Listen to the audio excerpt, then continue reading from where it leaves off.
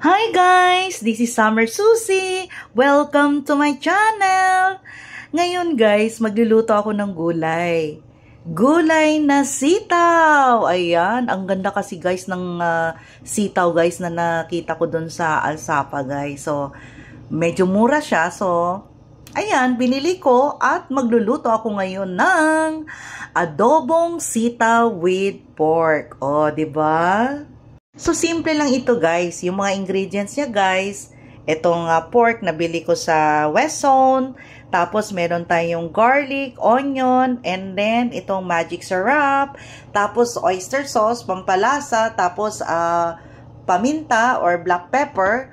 And of course, our sitaw. At saka, konting oil. O, diba? So, yan. Yan lang. Napakasimple lang nito guys. So, tara na. Luto na tayo. So, first thing guys, itong baboy, akin tong itutusta. Gawin ko siyang parang lechon ba? Tatanggalan natin ng konting oil. Baka nga hindi na tayo maglalagay ng oil mamaya guys eh. Dahil magpuproduce ng oil ito mamaya. So, ilalagay ko na muna to dito guys. Okay? Ayan. So, hayaan lang natin to guys na maluluto siya sa sarili niyang oil. O, ide. Okay, guys. See you later. So, guys, eto na yung ating, baboy. O, diba? Brown na siya. Siya nga pala, guys, kanina, bago ko to nilagay dito, guys, sinalang ko, nilagyan ko to ng asin at saka paminta. So, ngayon, guys, o, tingnan nyo, nag-produce siya ng oil. So, hayaan pa natin ng konti. Siguro mga 2 to 3 minutes. So guys, eto, brown na siya.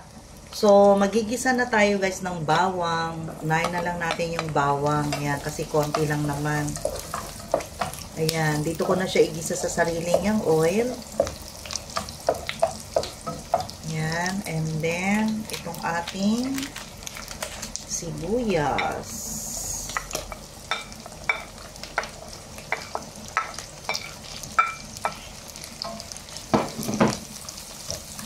Ayan. So, ayan guys, oh. Naano na yung ating sibuyas.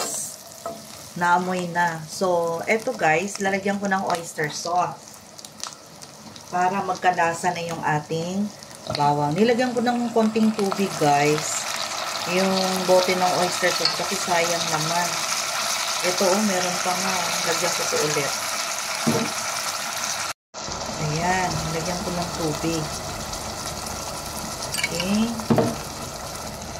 Maglalagay nga pala ako guys ng konting suka.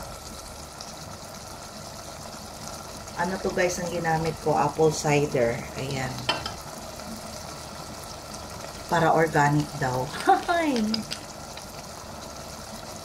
Ayan. Ngayon, pwede na natin ilagay, guys, ang ating sitaw. Ito.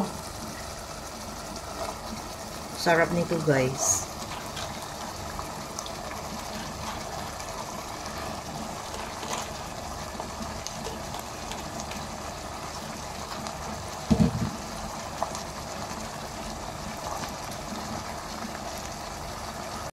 Haluin na natin, guys, ha.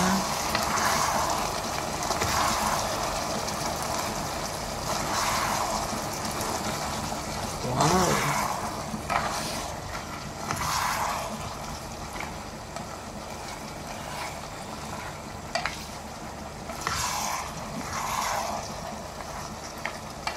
Ang sarap naman nito.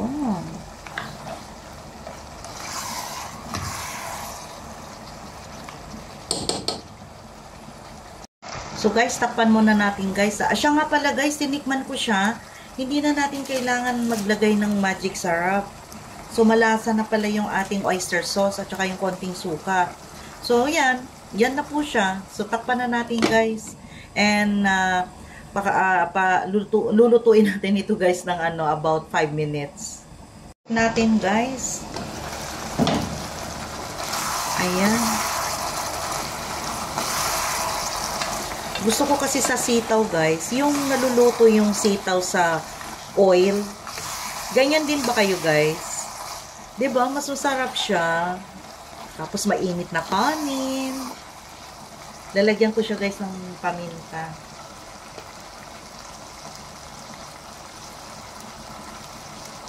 Ayan. Tapos saluin. Hinaan ko nga yung apoy. Ayan. Para maluluto siya sa konting init lang. Kasi medyo hilaw pa yung ating sitaw. Ayan. Takpan ulit natin. Okay. So guys, eto po. Luto na yung ating sitaw. Ayan. Lambot na niya guys. Ayan, luto na.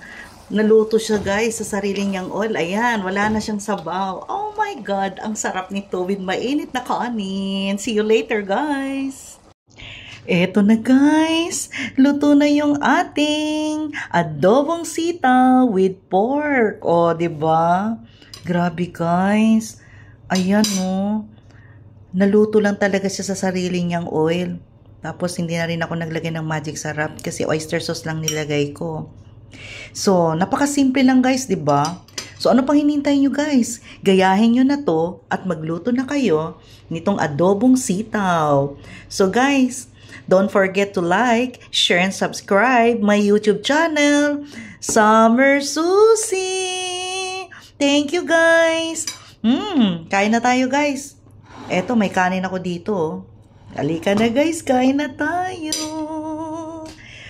Bye guys, see you in my next vlog.